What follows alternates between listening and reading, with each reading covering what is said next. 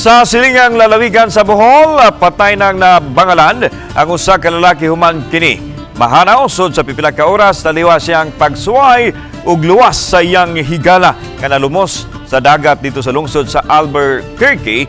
Una nini gisuwayan og luwas sa 20 anyos nga si John Cyril Tanginan, taga Sikatuna, Bohol. Ang iyang higalang si Ariel Duaves nga nalumos samtang naligo sa dagat gahapon sa hapon.